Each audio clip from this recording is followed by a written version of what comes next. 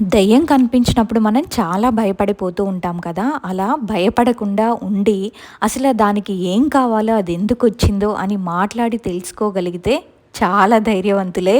కానీ ఆ ధైర్యం అనేది ఎవ్వరికీ ఉండదు. ఒకవేళ ఆ దయ్యం కోరికలన్నీ మనం తీర్చుకుంటూ పోతే అది మనల్ని వాడుకుంటుంది తప్ప మనల్నయితే వదిలిపెట్టి వెళ్ళదు. అసలు ఎందుకు ఇవి ఇళ్లల్లోనే ఉండి వాళ్ళకి ఏ హాని కూడా తలపెట్టకపోయినా, ఈ దయ్యాలు మాత్రం టార్గెట్ చేసిన వ్యక్తికే కనిపిస్తూ భయపెట్టడం, ఇబ్బంది పెట్టడం చేస్తూ ఉంటాయి. ఆ వ్యక్తికి తప్ప ఇంకెవ్వరికి కనపడవు కూడా.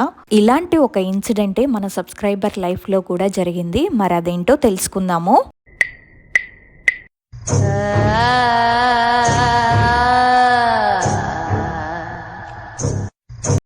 నేను ప్రెజెంట్ ఉంటుంది బెంగళూరులో. పుట్టింది ఇక్కడే అయినా పెరిగింది మాత్రం మా అమ్మమ్మ వాళ్ళ ఊరైన కర్నూలులో పెరిగాను. నా స్కూల్ డేస్ అన్నీ బాగానే గడిచాయి. ఎప్పుడైతే నేను నా ఫస్ట్ పీరియడ్ అయ్యానో అప్పటి నుంచి నాకు ఒక నల్లటి ఆకారం కనిపించడం మొదలయ్యింది. అసలు ఆ రోజు ఏం జరిగిందంటే, నేను నా ఫస్ట్ పీరియడ్ టైం అప్పుడు మా అమ్మమ్మ పక్కనే పడుకునేదాన్ని. అస్సలు ఒక్క నిమిషం కూడా నన్ను ఒంటరిగా వదిలేవాళ్ళు కాదు మా అమ్మమ్మ వాళ్ళైతే. అర్ధరాత్రుళ్ళు నాకు మా మంచం కింద నుంచి ఎవరో ఏడుస్తున్న సౌండ్ వచ్చేది. కానీ నేను చిన్నపిల్లగా ఉండడంతో అంతగా పట్టించుకునేదాన్ని కాదు.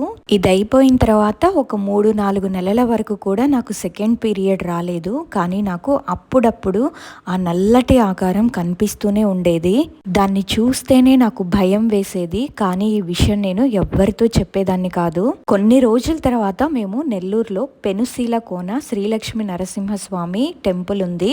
మా ఇంటి కులదైవమైన ఆ దేవుడి గుడికి మేము వెళ్ళొచ్చాము. వితిన్ 1 వీక్లోనే నేను నా సెకండ్ పీరియడ్ అయ్యాను. ఆ తరువాత మరి కొద్ది రోజులకి నా హెల్త్ బాగా డిస్టర్బ్ అయ్యింది. అప్పుడు నేను మా అమ్మ వాళ్ళకి చెప్పాను, ఇలా నాకు ఒక నల్లటి ఆకారం కనిపిస్తుందని. ఇదే కాకుండా ఎవరో ఏడుస్తున్నట్టు సౌండ్ కూడా వినిపిస్తుంది అని మా అమ్మతో పాటు మా అమ్మమ్మకు కూడా చెప్పేశాను. అండ్ మా అమ్మకి అసలే ఇలాంటి వాటిపైన నమ్మకం కాస్త ఎక్కువే. అందుకే నేను చెప్పిన వెంటనే నన్ను మా ఇంటి దగ్గరలో ఉన్న దర్గాకి తిప్పడం మొదలుపెట్టారు. ఆ దర్గాలో ఉండే అంకులు ఒక కొబ్బరికాయ ఇచ్చి మా ఇంటికి కట్టమని చెప్పారు. దానికి ప్రతి శుక్రవారం సాంబ్రాణి పొగ వేయమన్నారు. మేము అలాగే చేసాము. నా హెల్త్ ప్రాబ్లమ్స్ అన్నీ సాల్వ్ అయ్యాయి. ఈవెన్ నేను 10th కంప్లీట్ చేసుకునే టైంకి లాక్డౌన్ వచ్చింది. సో నేను నా 10th ఎగ్జామ్స్ కూడా రాయలేదు. కోవిడ్ వల్ల స్కూల్లో పాస్ చేసేశారు. అదేంటో మరి కరోనా టైంలోనే మా అమ్మమ్మ చాలా వింతగా ప్రవర్తించడం మొదలుపెట్టింది. ఒక పిచ్చి పట్టిన దానిలా నవ్వడం, ఏడవడం, ఏదేదో మాట్లాడుతుంది. ఇలా ఒకరోజు రాత్రంతా ఇలానే చేసింది. మళ్ళీ నెక్స్ట్ డే మార్నింగ్కి నార్మల్ అయిపోయింది. మేమైతే చాలా షాక్ అయ్యాము. ఆ రోజు ఈవినింగ్ వరకు బాగానే ఉంది తను. మళ్ళీ అలానే పిచ్చి దానిలా చేయడం మొదలుపెట్టింది. అప్పుడు అనుకోకుండా ఆయాసం ఎక్కువయ్యి మా అమ్మమ్మ చనిపోయింది. ఆ తర్వాత కొద్ది రోజులకి లాక్డౌన్ కూడా అయిపోయింది. నేను ఇంటర్ ఫస్ట్ ఇయర్ జాయిన్ అయ్యాను. మా అమ్మ హాస్పిటల్లో వర్క్ చేస్తూ ఉంటారు. తను జాబ్ చేస్తూ నన్ను కాలేజ్కి పంపేది. కానీ ఒకరోజు మా అమ్మ హాస్పిటల్లో కింద పడి కాలు ఫ్రాక్చర్ అయ్యింది. కింద పడిన దగ్గర నుంచి మా అమ్మకి కనీసం లేచి నిలబడ్డానికి కూడా అవ్వలేదు. ఇంకా నేనే మా అమ్మని అన్నీ చూసుకోవాల్సి వచ్చింది. ఎందుకంటే మా ఇంట్లో మా అమ్మకి నేను తప్ప ఎవ్వరూ లేరు. సో కాలేజ్కి కూడా వెళ్ళలేకపోయాను. ఇంట్లో ఉండే చదువుకునేదాన్ని. కొద్ది రోజుల తర్వాత మా పెద్దమ్మ మా ఇంటికి వచ్చి తనే అంతా చూసుకునేది. నా ఇంటర్ సెకండ్ ఇయర్ వరకు కూడా మేము దాచిపెట్టుకున్న డబ్బులతో మా సేవింగ్స్తోనే చదువుకోగలిగాను. తరువాత కొద్ది రోజులకే మా అమ్మ హెల్త్ ఇంకా దారుణంగా మారిపోయింది. పక్షవాతం వచ్చిన దానిలాగా కనీసం చెయ్యి కూడా కదపలేకపోయింది. ఎన్ని హాస్పిటల్స్లో చూపించినా కూడా కొద్ది రోజులు బాగుంటుంది, మళ్ళీ మామూలు అయిపోయేది. మా అమ్మని అలా చూసేసరికి నేను మా పెద్దమ్మ చాలా బాధపడేవాళ్ళం. అయితే మా పెద్దమ్మ నాగమ్మ తల్లి భక్తురాలు.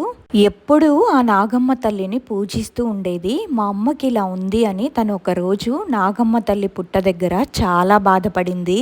ఆ రోజు రాత్రే మా పెద్దమ్మ కల్లో అమ్మవారు కనిపించి మా అమ్మ ఒంట్లో ఒక దయ్యం జ్వరబడిందని, అదే మా అమ్మమ్మని బలి తీసుకుంది అని, ఇప్పుడు మా అమ్మని కూడా చంపాలి అనుకుంటుందని చెప్పిందంట. ఇక వెంటనే ఏ మాత్రం కూడా ఆలస్యం చేయకుండా ఆ ఇల్లు ఖాళీ చేసేసి వేరే ఇంటికి వెళ్ళిపోయాము. అయినా కూడా మా అమ్మ హెల్త్ ఏ మాత్రం బాగోట్లేదు. ఇంకా చేసేదేమీ లేక మేము కూడా సైలెంట్ అయిపోయాము. కొద్ది రోజుల తర్వాత మా ఇంటి పక్కనే ఉరుకుండ వీరన్న స్వామి ఒంట్లోకి వచ్చే వాళ్ళు ఉన్నారు. అక్కడికి వెళ్ళి ఆ స్వామివారు ఒంట్లోకి వచ్చినప్పుడు మేము మా బాధలన్నీ చెప్పాము. అయితే ఆ స్వామివారు 9 శనివారాలు నా పేరు మీద పూజ చేసి 9వ శనివారం ఉరుకొండకి రమ్మని చెప్పారు. ఆ స్వామివారు చెప్పినట్టే చేశాము.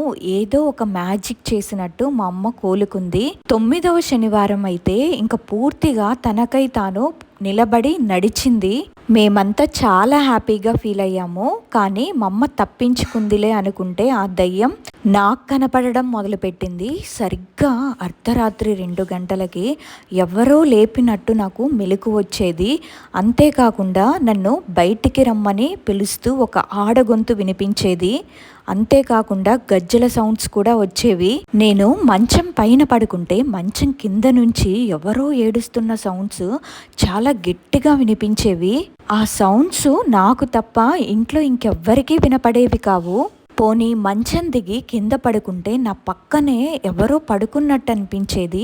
చూస్తే మళ్ళీ ఎవ్వరూ ఉండరు. అర్ధరాత్రి అయ్యిందంటే చాలు నా బాడీని ఎవరో పైకి లేపుతున్నట్టు అనిపించేది. ఇవన్నీ మా అమ్మకి చెప్తే మళ్ళీ తను భయపడి ఎక్కడ హెల్త్ డిస్టర్బ్ అవుతుందని నేను ఎవ్వరికీ చెప్పలేదు. నాలో నేనే దాచుకున్నాను.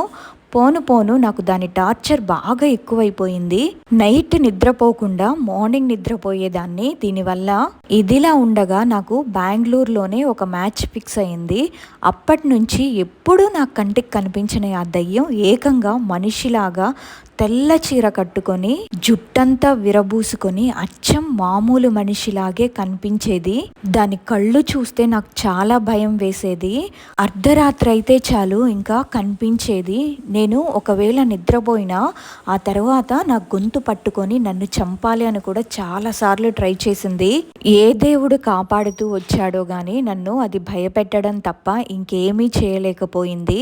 అలా కొద్ది రోజుల తర్వాత ఆగస్టు 14, 2024వ సంవత్సరంలో నాకు ఎంగేజ్మెంట్ అయ్యింది. కానీ ఆ దయ్యం మాత్రం నన్ను వదలలేదు. ఒకరోజు దాని టార్చర్ భరించలేక ఇంకా మా పెద్దమ్మతో చెప్పేశాను. అయితే మా పెద్దమ్మ ఉండేది పక్క పల్లెటూరు కావడంతో ఇక్కడ ఇలాంటి వాటి గురించి బాగా తెలిసిన వారిని కనుక్కుంది. అయితే ఆ కనుక్కున్న వాళ్ళల్లో ఒక ఆయన మా పెద్దమ్మని ఒక భూత వైద్యుడి దగ్గరికి తీసుకువెళ్ళాడు.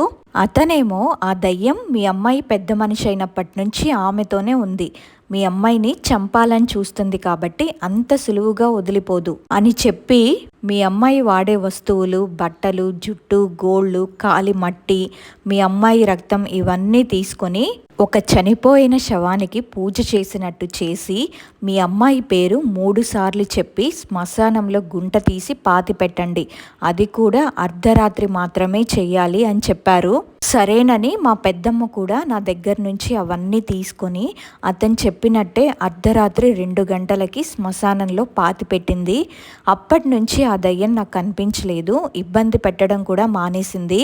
ఇదంతా జరిగిన ఒక నెల తర్వాత అంటే 2025వ సంవత్సరం ఫిబ్రవరి 9వ తారీఖు మా పెద్దమ్మ సడన్గా చనిపోయింది. నాకు ఇంత మేలు చేసిన మా పెద్దమ్మ రుణం తీర్చుకునే అవకాశం అయితే దక్కలేదు. 21వ రోజు పెద్దమ్మకి దినం పెట్టుకున్నాము. అంటే మార్చి 1కి ఆ రోజు మా పెద్దమ్మ మా అమ్మని ఆవహించింది. అందరినీ చూసి బాగా ఏడ్చేసింది. ఆ తర్వాత ఆమె అసలు ఎలా చనిపోయిందో మాకు చెప్పింది. ఆ విషయాలన్నీ విని మేము ఎంత షాక్ అయ్యామంటే మాటల్లో చెప్పలేము. అదేంటంటే నన్ను పట్టిన దయ్యమే మా పెద్దమ్మని బలి తీసుకుంది అని చెప్పింది. ఎందుకంటే శ్మశానంలో నా వస్తువులన్నీ పాతిపెట్టి వచ్చేటప్పుడు ఎవ్వరూ వెనక్కి తిరిగి చూడకూడదు అని ఆ భూత వైద్యుడు చెప్పారంట. కానీ మా పెద్దమ్మ వస్తున్నప్పుడు చనిపోయిన తన మనవరాలు గొంతు వినిపించేసరికి వెనక్కి తిరిగి చూసింది. అప్పుడే ఆ దయ్యం మా పెద్దమ్మని పట్టుకుంది. ఆ దయ్యం పట్టుకున్న తర్వాత కూడా మా పెద్దమ్మ ప్రతి విషయంలోనూ చాలా యాక్టివ్గా ఉండేసరికి ఎవ్వరికి కొంచెం అనుమానం కూడా రాలేదు. ఇప్పుడు కూడా తను వచ్చి చెప్పకపోతే మాకు అసలు నిజమేంటో తెలిసేది కాదు. ఆ దయ్యమే మా పెద్దమ్మని చంపేసింది అని. అసలు ఆ దయ్యం ఎవరో కూడా మాకు తెలియదు. అది ముందు చంపాలనుకున్నది నన్నే. నేను బాగా దర్గాకి తిరిగేసరికి మా అమ్మమ్మని బలి తీసుకుంది. తర్వాత మా అమ్మని చంపడానికి ట్రై చేసింది. ఉరుకొండ స్వామి దయ వల్ల ఆ గండం కూడా తప్పిపోయింది. ఆ తరువాత నన్ను కాపాడే క్రమంలో అన్యాయంగా మా పెద్దమ్మ బలైపోయింది. ఒక్కటి మాత్రం నిజం, ఇదంతా జరగడానికి కారణం నేను మా పాత ఇంట్లో నా ఫస్ట్ పీరియడ్స్ అవ్వకపోయి ఉంటే అది మా లైఫ్లోకే వచ్చేది కాదు, ఇదంతా జరిగేదే కాదు. ఈ గిల్టీనెస్ మాత్రం నేను చచ్చేంత వరకు నన్ను వదిలిపోదు. ఇప్పటి వరకైతే ఆ దయ్యం నాకు కనిపించలేదు. మా పెద్దమ్మ లాంటి పెద్దమ్మ ఎక్కడ ఎవ్వరికి కూడా ఉండదు. ఆ దయ్యం వల్ల మాకు ఏ సమస్య వచ్చినా సరే ఆమె మాకు తోడుగా నిలబడింది. నేను కోరుకునేది ఒక్కటే, మా పెద్దమ్మ ఆత్మ ఎక్కడున్నా శాంతించాలి అని. ఇది మా జీవితంలో జరిగిన ఒక విషాదకరమైన సంఘటన. నిజంగా మనకి కష్టాలు వచ్చినప్పుడు, మనకంటూ ఎవ్వరూ లేనప్పుడు మనకి తోడుగా నీడగా అండగా నిలబడి మనల్ని ప్రేమతో చూసుకునే వ్యక్తులు దొరకడం అనేది నిజంగా మనం చేసుకున్న పుణ్యమే. అలా వాళ్ళ కుటుంబానికి తోడుగా వాళ్ళ పెద్దమ్మ నిలబడింది. ఈ దయ్యం చూసారా ఎంత తెలివైనదో, ఆమె వస్తున్నప్పుడు చనిపోయిన వాళ్ళ మనవరాలి గొంతుతో పిలిచింది ఆమెని. అందుకే వాళ్ళు మరీ చెప్తారు, వెనక్కి తిరిగి మాత్రం చూడొద్దు అని. ఏదేమైనా వాళ్ళ అమ్మాయిని కాపాడే ప్రయత్నంలో ఈమె తన ప్రాణాలనే కోల్పోయింది. వాళ్ళ పెద్దమ్మ ఆత్మ ఎక్కడున్నా శాంతించాలని మనం కూడా కోరుకుందాము. అదండి ఈరోజు స్టోరీ వచ్చేసి. ఈ స్టోరీ విన్న తర్వాత మీకేమనిపించిందో కమెంట్ చేయండి. అలాగే ఈ వీడియో నచ్చినట్టయితే తప్పకుండా ఒక లైక్ చేయండి. ఇంకొక రియల్ హారర్ ఎక్స్పీరియన్స్తో మళ్ళీ కలుద్దాం. అంతవరకు టాటా, బాయ్ బాయ్.